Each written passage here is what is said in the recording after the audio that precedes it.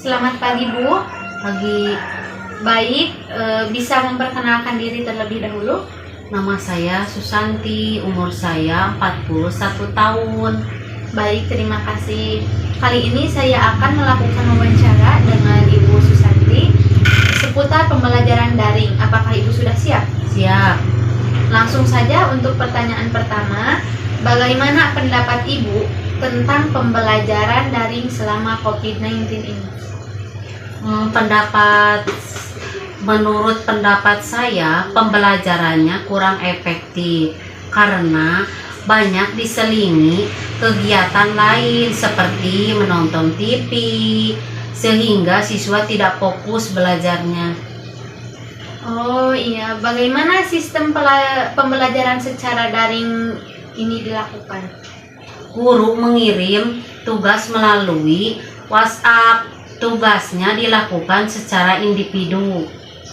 Lalu menurut Ibu, apakah ada pengaruh pembelajaran online terhadap motivasi belajar siswa?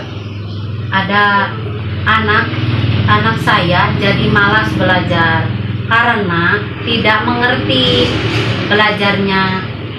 Harus bisa sendiri dan kadang terlalu banyak tugas sehingga anak cepat capek dan tidak mengerti.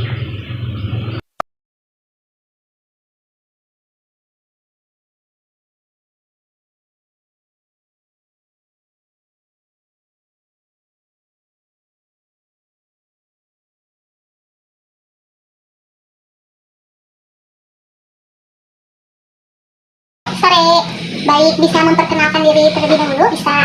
Nama saya Ibu Ai, umur saya 30 tahun. Baik, kali ini saya akan melakukan wawancara dengan Ibu Ai seputar pembelajaran daring. Apakah Ibu sudah siap? Siap. Baik, langsung saja untuk pertanyaan pertama. Apakah ada perubahan sikap anak setelah pembelajaran daring? Ada. Anak saya suka emosi kalau diberi tugas yang banyak, apalagi kalau dia tidak mengerti. Apakah Ibu selalu mendampingi anak ketika belajar? Selalu. Apalagi kalau ada pelajaran yang dia tidak mengerti, saya selalu mendampingi. Oh, iya. Menurut Ibu, bagaimana peran pemerintah terhadap pembelajaran daring selama COVID ini? Apakah sudah berjalan dengan baik? Sudah berjalan dengan baik, akan tetapi kuota yang diberikan oleh pemerintah tidak dapat dipakai karena terkendala koneksi internet kalau di kampung saya. Bu, selamat siang. Bisa memperkenalkan diri terlebih dahulu? Bisa. Nama saya Ibu Tita, umur saya 30 tahun. Saya seorang ibu rumah tangga. Baik, terima kasih. Kali ini saya akan melakukan wawancara dengan Ibu Tita seputar pembelajaran daring. Apakah Ibu sudah siap? Siap. Baik, langsung saja untuk pertanyaan pertama. Apa saja faktor penghambat saat mengerjakan online? Faktor penghambatnya mungkin anak kurang mengerti karena ibu guru hanya memberikan tugas tanpa memberikan penjelasan. Baik, apakah memuaskan dengan adanya pembelajaran daring ini? Menurut saya itu kurang memuaskan. Saya inginnya anak itu belajar secara bertatap muka, belajar seperti biasanya. Baik, apa keluh kesah ibu saat pembelajaran daring ini? Keluh kesahnya mungkin anak sering bermain HP, terus jadi malas belajar. Ya, itu saja. Kali ini saya akan melakukan wawancara dengan Ibu Rizka. Langsung saja untuk pertanyaan pertamanya. Bagaimana pendapat Ibu tentang pembelajaran selama COVID ini? Pembelajaran selama COVID ini sangat susah. Kalau biasanya anak belajar secara tatap muka, sekarang anak harus belajar dari dalam jaringan atau dalam ponsel. Bagaimana sistem pembelajaran di sekolah selama COVID ini? Kalau sistem sekolah, kalau saya kan dari kelas 1, jadi saya mengunjungi anak satu persatu. Jadi tidak menggunakan daring karena masih anak kelas 1 ini masih harus dibimbing. Apa saja tantangan yang dihadapi sebagai tenaga pendidik saat mengajar online? Banyak, soalnya dari anaknya itu bukan belajar, tapi malah kecanduan main gadget. Apa perubahan yang dirasa pada pembelajaran selama masa pandemi ini? Perubahan banyak, siswa lebih cenderung kurang paham atau tidak mengerti karena guru menjelaskan secara kurang jelas gitu kalau di dalam HP. Ya, kurang efektif juga. Lalu harapan Ibu dari pembelajaran sekarang apa? Kalau saya harapannya bisa masuk sekolah kembali seperti biasa, karena mengingat anak-anak banyak yang belum bisa, untuk kelas 1 ya, belum bisa baca, menulis, dan begitu. Karena pandemi ini sangat menyusahkan untuk orang tua untuk membeli kuota gitu, ataupun orang tua kalau di kampung kan banyak yang kerja, jadi susah untuk mendidik anak kalau dari jaringan dalam jaringan. Harapannya masuk sekolah saja. Terima kasih ya Bu. Ya, sama-sama. Nama saya Ayu Sugantiawati, guru kelas 6 MI. Baik, terima kasih. Kali ini saya akan melakukan wawancara dengan Ibu Ai mengenai pembelajaran di sekolah selama pandemi. Apakah Ibu sudah siap? Insya Allah. Baik, langsung saja untuk pertanyaan pertama.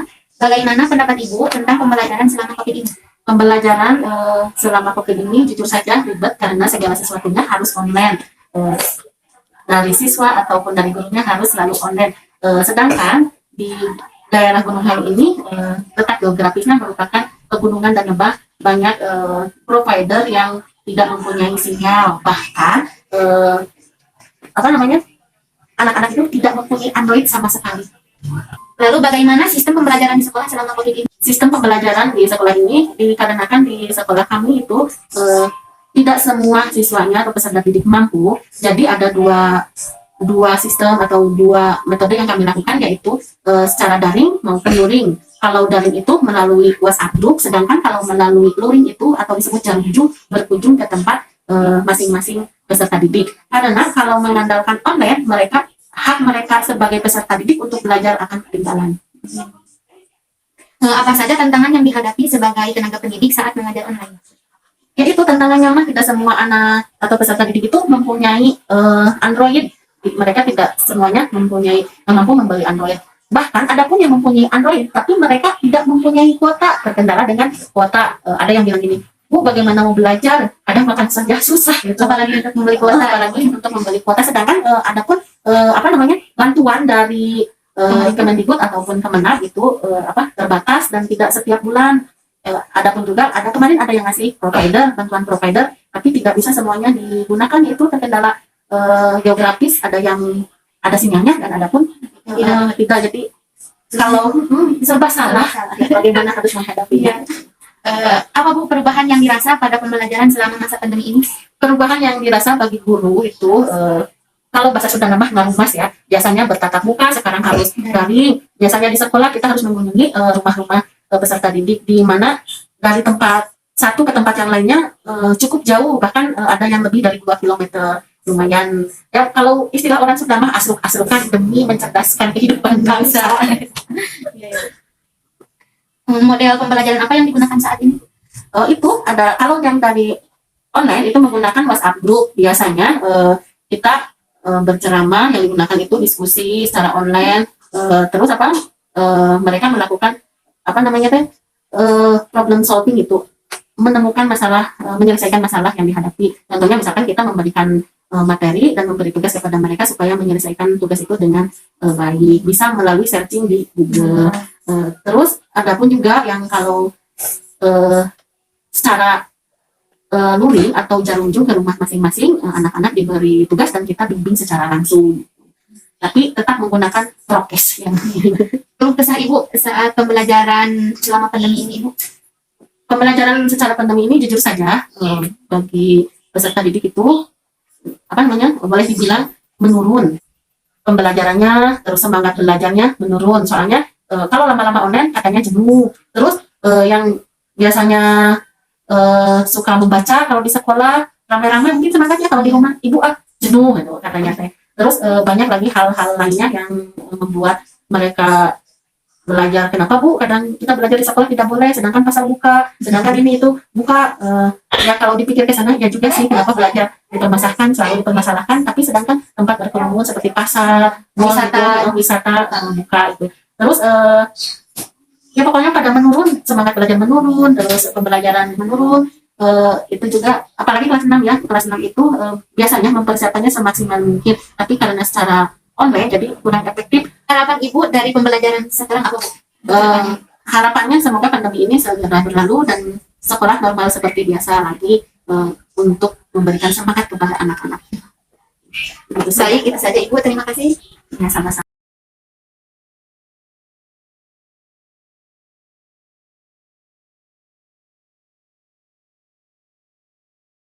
Ini mencoba berusaha untuk ternak unggas. Walaupun di sini ada ternak ayam petelur, ada bebek petelur, ada. Saya udah berapa lama Pak? Saya mulai usaha ini sekitar 2 tahun berjalan ya. Jadi saya usahanya 2 tahun. Saya perunggasan ini ayam sama bebek dari awal gitu ya, dari DOC sama DOD, dari kecil saya Jadi saya belajar untuk membesarkan ayam sama bebek untuk diambil telurnya. Modal awal berapa Pak? Kalau modal awal dulu yang namanya usaha itu kan naik turun. Saya modal awal kalau untuk DOC ayam itu kisaran satu box itu isi 100 anakan ayam DOC itu sekitar 1.500.000. Kalau untuk bebek sama kisaran satu DOD itu 10 ribuan. Bapak ada yang komplain nggak seperti tetangga dengan baunya kotoran unggas-unggas ini atau ada yang komplain apa gitu Pak? Alhamdulillah untuk sampai saat ini belum ada yang komplain. Kita harus bisa mengantisipasinya gitu. Kebanyakan komplain itu kan mungkin dari bau, dari kebisingan suara seperti itu. Kalau bau ya kita segera gitu kan. Jadi sebelum bau itu jadi kita harus rutin membersihkan kandang gitu. Jadi kotoran itu harus sebisa mungkin kandang itu harus bersih kan. Gitu. Jadi kotoran ayam kita kumpulkan. Alhamdulillah banyak tetangga-tetangga yang berkebun gitu. Jadi diminta sama mereka. Gitu. Dari pandemi ini sendiri apakah berpengaruh terhadap usaha Bapak? Ya jelas sangat berpengaruh ya. Seperti harga pakan gitu kan. Karena pandemi ini kan harga pakan itu kan terus naik kan gitu. Harga pakan naik, sementara harga penjualan itu cenderung turun gitu karena para masyarakat itu susah secara perekonomian sehingga daya beli masyarakat itu turun. Mungkin itu saja ya Pak. Terima kasih atas waktunya. Semoga usaha Bapak berkah, dilancarkan dan berkembang. Amin.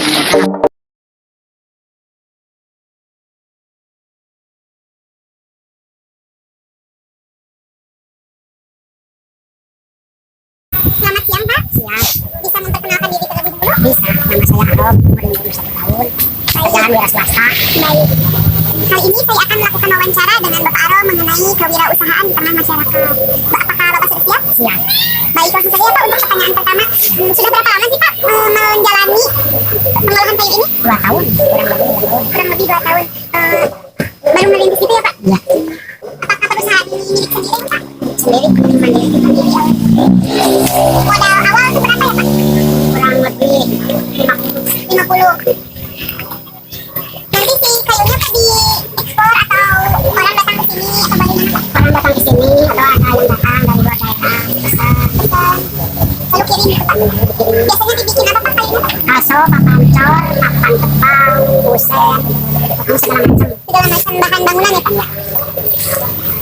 Untuk tetangga-tetangga ini Pak, apakah ada keluhan selama menjalani bisnis ini seperti bisnis dari suara?